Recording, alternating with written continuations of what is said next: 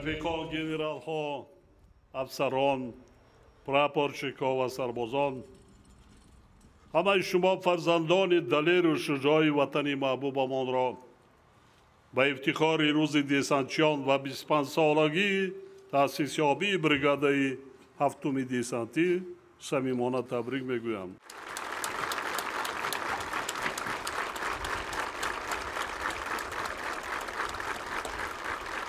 دیسانتیان تاجیک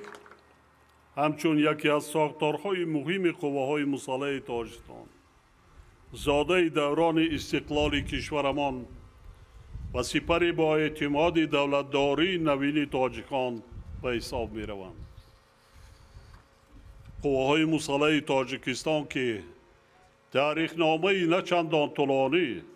ولی پر از صحیفه های شجاعت و دلیری دارند، فعالیت خود را سال 1993 در مرحله نهایت مرکب دولتداری نوین خلق تاجیک همچون نهاد اساسی حمایت کننده ساخت انسانی و تامین کننده تمامیت ارضی مملکت آغاز کردند. ما خوب در یاد داریم که قسم واحدهای حربی ارتش ملی در سالهای اول صاحب استقلالی در کدام وضع و شرایط قرار داشت. دولت و حکومت مملکت با وجود مشکلات زیاد اقتصادی و مالیوی برای تأسیس دادن قواهای مسلح و با شرایط ضروری تأمین کردن آنها تمام چاره‌های امکان پذیر را عملی گردانید تا اینکه ارتش ملی جزو تامهای حربی و مقامات حفظ حقوق تاجیکستان صاحب استقلال با نیروی واقعا معاصر و حامی استقلال و آزادی دولت تاجیکان، صلح و آرامی، امنیت دولت و جامعه و زندگی آرام و آسوده مردم تاجیک تبدیل داده شوند. نیروهای دیسانتی در ابتدا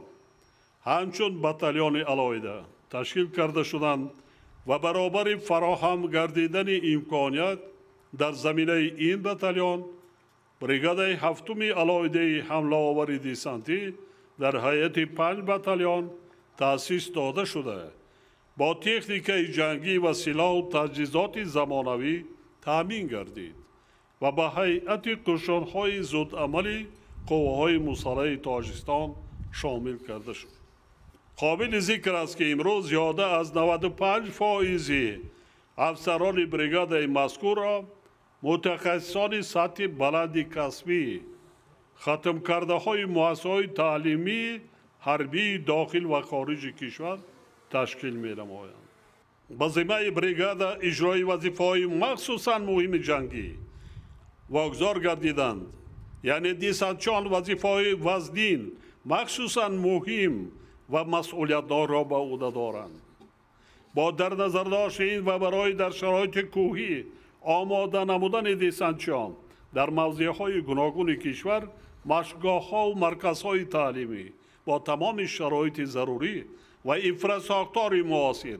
تشکیل کرده شدند که حالا دیسانتیان در آنها ملکه و مهارت خود را در سمت انجام دادن عملیات جنگی در شرایط گوناگون از جمله در منطقه‌های دشوار و بلندکوه سیقل می‌دهند. امروز ما با افتخار ابراز می‌داریم که دیسانتیان تاجیکستان رسالت کسبی و قرض فرزندی خود را در نزد دولت و ملت تا به امروز صادقانه و سربلندانه اجرا نموده در حفظ دستاوردهای استقلال دولتی، صلح و آرامی و امنیت شهروندان کشور جسارت و کارنمایی‌های زیاد نشان دادند. افسران و سربازان دلیر شجاع بریگاده دیسانتی طی 25 سال موجودیت این ساختار نظامی در بسیار عملیات‌های مخصوص عاید به بی‌ضررگردانی گروه‌های مسلح غیرقانونی که با دسیسه و دستگیری خواجگان خارجی خود می‌خواستند وضع کشور و حیات آسایشته مردم را خلل‌دار سازند، قرض وطنداری خویش را صداقتمندانه اجرا کردند. در جریان محاربه ها با مقابل گروه های مسلح غیرقانونی و حمایه ساخت کیسانی 10 نفر افسران و سربازان نیروهای دسانتی جان خود را از دست دادند که خاطره نیکی آنها هرگز از یاد ما فراموش نخواهد شد. حکومت مملکت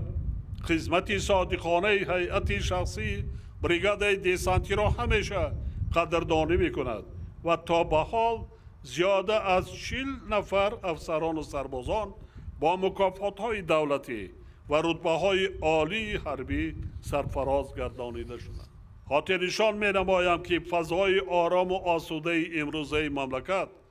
با جانیساری، جسارت و دلاوری و متانت و فداکاری فرزندان صادق وطن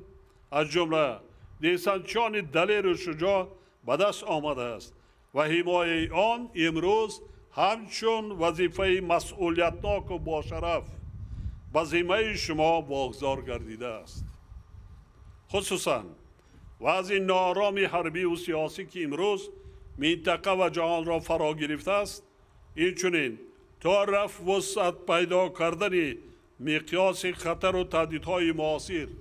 قبل از همه تروریسم و اکستریمیسم، قاچاق سلاح، مواد مخدر، جنایت‌های کیبری و دیگر جنایتکاری‌های متشکل فراملی از هر یک خدمتچی حربی، شاهکارهای نظامی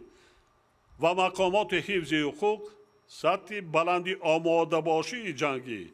مهارت و ملکه کسبی، احساس گرمی وطن دوستی، صداقت به وطن، دولت و ملت، افتخار وطنداری، جسارت و دلیری و مردانگی و فداکاری را طلب می نماید. بخصوص دسانتیان باید به اجرای وظیفه خود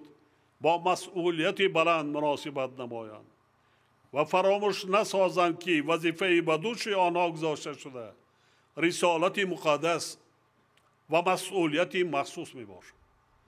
شما افسران و سربازان شجاع وطن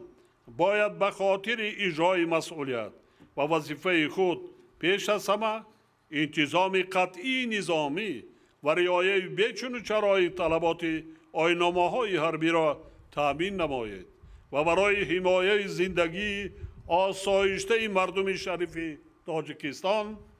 دائم آماده باشد. بار دیگر همه شما دسانتیان دلیر و شجاع کشور و محافظان وطن عزیزمان را به افتخار 25مین سالگرد تأسیس یابی بریگاد 7 حمله آور دسانتی و روز دسانتیان صمیمانه تبریک گفته به هر یک شما در جاده خدمت با شرفتان برای کامیابی آرزو می نمایم. همیشه صحتمند و سربلند باشید. حامیان صادق وطن.